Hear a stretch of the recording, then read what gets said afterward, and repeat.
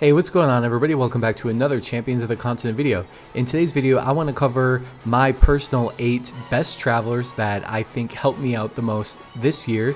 We are coming up right on the end of 2022 and we're going into the new year with an entire roster of travelers, more than I think most of us expected, considering how the pace of travelers that were released in the Japanese version are compared to the global version, which we are outpacing them. And so yeah, these are the travelers who helped me out the most, and these are, in my opinion, the best characters that were released in 2022.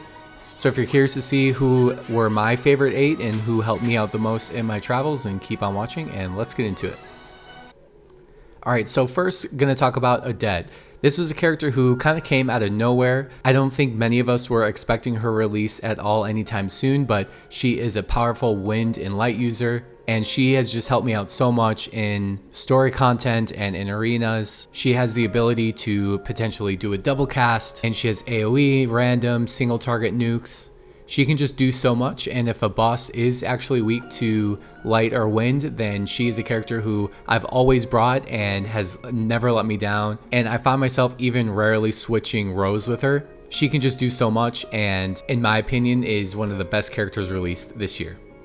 Alright, and next is Theo. I've used Theo in every single battle in this game. He's got the regen, he can do axe attacks, he can do Isuna, he can just do so much, and I think many of us have had him in our parties this entire year. Regen is just so important in this game, and it's overpowered, and it's just better than single target heals or burst heals, which burst heals are important too, but regen is really just key with this series. And while, you know, he does have the lightning element that's not really used, it's not really what you're bringing him for. He just has the powerful regens, and for the time being, and even with the roster we have now, we do have Alphen, but you know, I think a lot of people actually ended up skipping Alphen so because they had Theo. And so, you know, at 2022 Theo was a must, and he provided a ton of value this year, so that's why he makes my list, and he's my favorite character.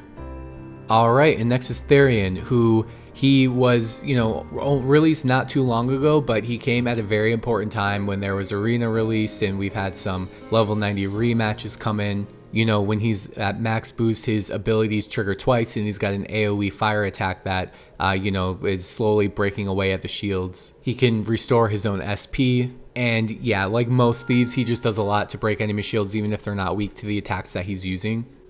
And he's fast, he can debuff, and he's really helped me out, you know, the past month or so that he's been out, and that's why he makes my list of one of the best characters released in 2022. Alright, and next we have Hasumi, who I was surprised. I didn't expect to use her as much as I did, but she has multi-hit light attacks. She can buff the party's defense. She can cast a spell that does auto regen of SP. She can heal. She is very versatile, and I just found that there were many reasons to bring her along to the party over maybe somebody like Primrose or another light attacker. And it's because of that versatility that she always had a place somewhere. And I think she does fall off, you know, here in the near future, but especially for this first part of the game, and there's so many enemies that are weak to light, I just think that she was very valuable this year, and that's why she makes my list of one of the best characters. Alright, and next is Lynette. This one is a no-brainer. She's the best buffer for offense that we have in the game so far. She's got AoE fire, she can do random 3-hit fire attacks. She has a really good fan attack that hits 3, maybe 4 times, and also lowers their element defense. And she was a must-have, and I think everybody's opinion, everybody agreed, just because of how powerful she is with boosting the party's offenses. And yeah, I don't think she really needs any further explanation, but and she is a starting character, but you know, one of the best characters that we have so far. Alright, and now Cyrus. So just like Therian, he is one of the newer releases, but I think he's probably, you know, one of the top 3 characters released this year so far.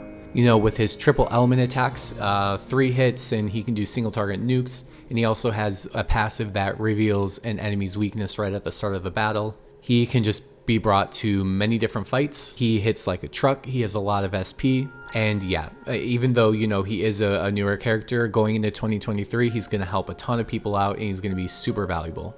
So, one of the best characters of 2022. Alright, and Viola, again, she doesn't really need too much of an explanation. The best debuffer that we have so far. She has attacks that can break enemy shields even if they're not weak to dagger or fire. She is fast. And yeah, she was, you know, just like Lynette, she was one of the characters that everybody was, you know, hyping up, you know, either go for Viola or Lynette. And when she's paired up with Lynette, you can just expect to do a ton more damage than you would be able to without them. And yeah, again, I feel like she just doesn't really need that big of an explanation, and one of the best characters of 2022, and is 100% going to provide a ton of value going into 2023. All right, and lastly is Fior. She hits like a truck. She is one of the best warriors that we have so far. She can do AoE, she can debuff defenses. She has a triple slash. I think she's one of the most underrated and underestimated characters that we have. When an enemy is weak to sword, I'm just so impressed every single time with how much damage that she can output, especially if Viola debuffs and Lynette raises defense. She's just so powerful. She's so good, and she's gonna be a character that can still be used going into 2023. We'll see which warriors come. You know, there's a lot of really good warriors to come, but especially for like the job towers and all that, she is just going to be such an asset, and in my opinion, one of the best characters released in 22 and one of the best warriors that we have, even with the roster that we have.